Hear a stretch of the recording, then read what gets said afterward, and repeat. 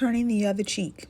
Why were we taught, it was ingrained to us, to turn the other cheek? To be subservient, docile, weak, pliable, obedient.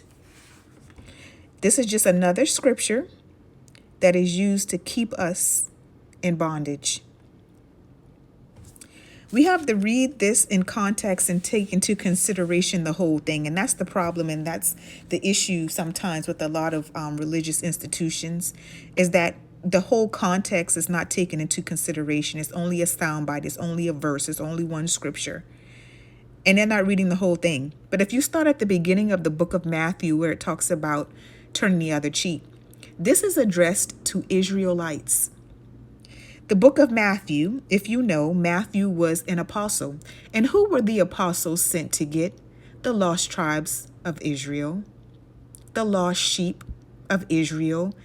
Nowhere is it talking about going to save the whole entire world, every single body on this earth. This book is addressed to Israelites. So with that being said, if it's telling you to turn the other cheek in the book of Matthew, then who is it telling these Israelites to turn the other cheek to? It's telling them to turn the other cheek to their own brothers and sisters, other fellow Israelites. That's who they're telling to turn the other cheek to. It's telling them not to kill each other. It's telling them not to abuse each other and go mad and be angry all the time with each other. It's not saying this towards any other people or group of people or nations that hate them. It's only talking about them and how they should treat one another. It's not talking about, like I said, other people that hate them as a collective and hate them as a group. It's talking to them and how they should relate to one another. Why do you think there were uprisings when we no longer turn the other cheek? Well, that's why we were taught to turn the other cheek. Because they knew that if we didn't, if we realized how we were being treated and how they wanted us to treat each other, then there would be a problem. And there was a problem. There was an uprising when we no longer wanted to turn the other cheek. And why are we always the people that were taught to turn the other cheek? Why was that? Why do you think that was so forced on us? So us turning the other cheek to them and not to each other benefits them. And this is why it was taught to us. So this is just another one of those things where we have to read the whole thing.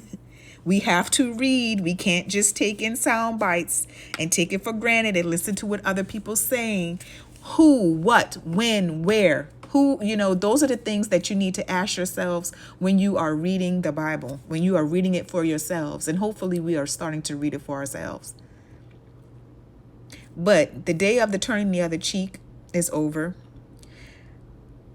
It's slowly coming to a demise. It's a beautiful thing because our minds are becoming free. Our hearts, our souls, our bodies. And so again, like I said, turning the other cheek was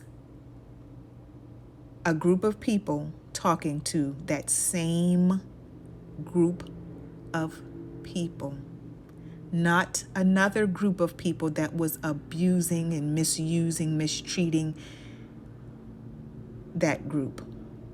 So remember that and keep that in mind. Again, you want to go and read the book of Matthew and see for yourselves, but start from the beginning so you can get the whole entire context. Starting from Matthew 1, it's talking about Israelites.